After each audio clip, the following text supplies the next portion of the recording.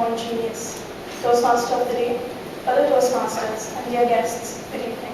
Good evening. They say speaking about yourself is the easiest thing to do, but often I feel that for me, the most easiest of things are the most difficult to do. So when I penned my first few lines of this speech, I realized what an uphill task this is going to be. I kept wondering where I should begin, and Plato helped me with that when he said the beginning is the most important part. My beginning was on a not-so-cold January morning in Dubai. I share my birthday with the appointment of Adolf Hitler as the Chancellor of Germany and with the death anniversary of Mahatma Gandhi. This will give you a good hint about my birthday. And about the year, forget it, I'm not telling you that. Home for my family has been in Dubai, and as Toastmaster of the day rightly said, this is our adopted motherland. But for all legal purposes, our motherland is Mumbai, India. Like most Indian names, my name also has a meaning, and Amrita means, it refers to the nectar conferring immortality. I always knew I had superpowers, but according to my parents, I had no superpowers, but I always had a game plan. Right from the day I was born, I would stick to my timetable, be it eating, sleeping, or playing. I would often play on my own, but I was never alone. Soon it was time to hit the books, and boy, do I love books. This too was handled back with a game plan to be a class topper and to be a gold medalist.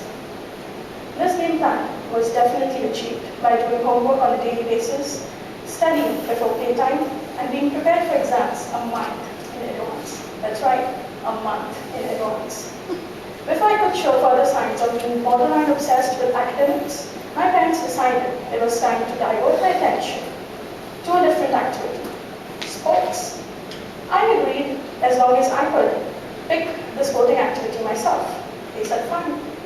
So by the time I reached age 12, I was awarded my UK stage, batch number 5. That is, I could pull a forward crossover, a backward 1-foot glide, and a 2-foot spin. Quite technical for ice skating, isn't it?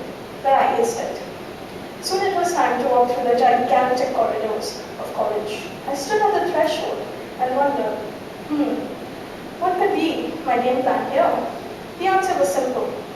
Get straight A's, be elected as a student council member, and become the editor of the college magazine. The game plan was almost working, but by senior and my third year at college, I had mostly B's than A's. Now this worried me a lot. And this worried my parents too, because they couldn't figure out why did I have a game plan for everything in the first place? Why couldn't I be like the other kids? Why couldn't I go watch a movie or go play pool or just hang out at the mall? Thankfully, I graduated with above average grades, but not a 4.0 GPA as planned.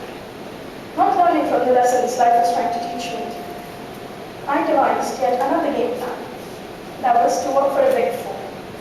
It was a big task, and it wasn't easy. I studied an extremely demanding qualification while working 16-18 hours daily, 365 days a year. The IFRS handbook was my new best friend. Lazy lunches were traded with power lunches. Every day was important. Every handshake was important. I was so motivated to be a successful auditor that pushing myself to outer space and beyond had become a habit.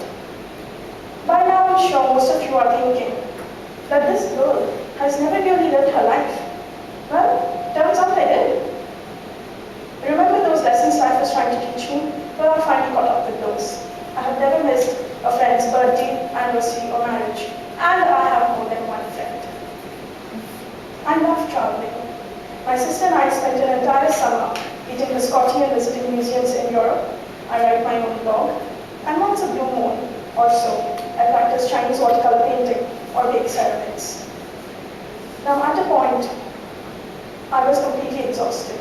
It wasn't easy being me. It wasn't easy living my life. Not due to work or academics, but due to my own expectations from myself. And then it hit me. I'm not doing this for my parents. I'm not doing this for the parents of the other of my friends who keep asking their children, why can't you be more like Amrita? She's a born genius. I'm not a born genius. I'm just an ordinary person who understands elements very well, and with each game plan has the audacity to go far beyond. Why? Maybe because I would like the world to have at least a new role model, if not a great leader. The lives of Gandhi, Einstein, Lance Armstrong, Mother Teresa haven't been easy.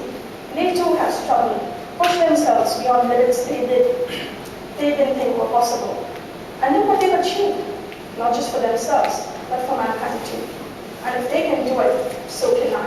If I can do it, so can you. After all, hard work has never really killed anyone.